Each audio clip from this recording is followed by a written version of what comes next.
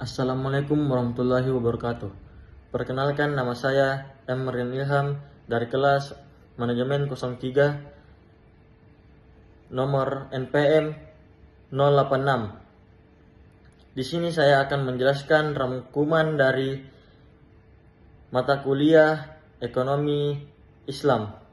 Pengertian sistem ekonomi Islam. Sistem ekonomi Islam adalah sistem ekonomi yang dijalankan berdasarkan syariat Islam ataupun aturan-aturan Allah. Sistem ini bertitik tolak dari Allah, bertujuan akhir pada Allah, menggunakan sarana yang tidak lepas dari syariat Islam dalam segala kegiatan ekonomi yang dilakukan manusia harus sesuai dengan ketentuan Allah, baik dalam hal jual beli, simpan, pinjam maupun investasi. Dalam Islam, konsep kepemilikan harta sepenuhnya adalah milik Allah, sementara manusia sebagai khalifah atas harta tersebut. Selain itu, juga Islam sangat melarang manusia melakukan tindakan maisir, haram, gharar, zalim, ikhtiar, dan riba. Dan berikut tujuan sistem ekonomi Islam. 1. Pemenuhan kebutuhan dasar manusia, yaitu papan, sandang, pangan, kesehatan, dan pendidikan untuk setiap lapisan masyarakat. 2. Memastikan kesamaan kesempatan bagi semua orang. 3. Mencegah terjadi pemusatan kekayaan dan minimalkan ketimpangan dana distribusi pendapatan dan kekayaan di masyarakat. 4. Memastikan untuk setiap orang kebebasan untuk mematuhi nilai-nilai moral. 5. Memastikan stabilitas dan juga pertumbuhan ekonomi. Ciri-ciri ekonomi Islam. Walaupun belum ada negara yang menerapkan sistem ekonomi Islam secara utuh, bahkan di negara Arab di mana Islam diturunkan, mereka belum menerapkan seutuhnya. Akan tetapi, ekonomi Islam memiliki ciri-ciri menyempurnakan sistem ekonomi lainnya, yaitu komando dan liberal. Berikut ini merupakan ciri-ciri ekonomi Islam, yaitu hak individu diakui namun diberi batasan. 2.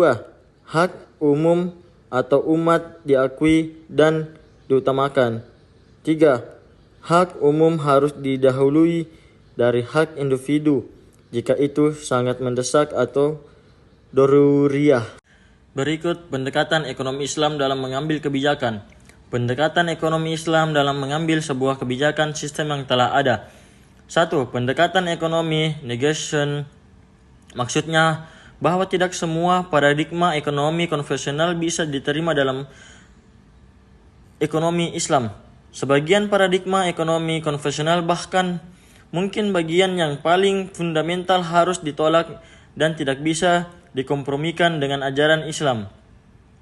2. Pendekatan memadukan integration. Selain menolak yang tidak sesuai, Islam juga mengakui kebaikan-kebaikan yang ada pada sistem lain. Ekonomi konvensional yang tidak bertentangan dengan ajaran Islam mesti diterima oleh ekonomi Islam, karena integralisme merupakan salah satu unsur dari Islamisasi.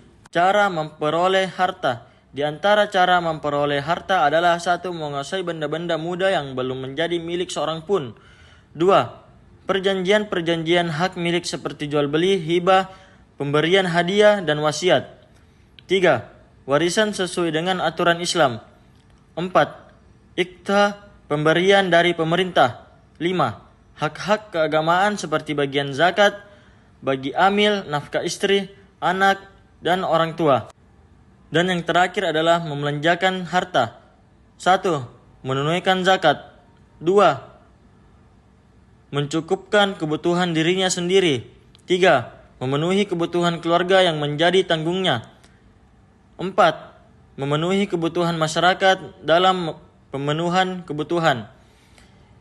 Ini Islam mengharamkan bermegah-megah dan berlebih-lebihan atau israf dan mubazir, karena sifat ini cenderung kepada penumpukan harta yang membukukan fungsi ekonomis dari harta tersebut.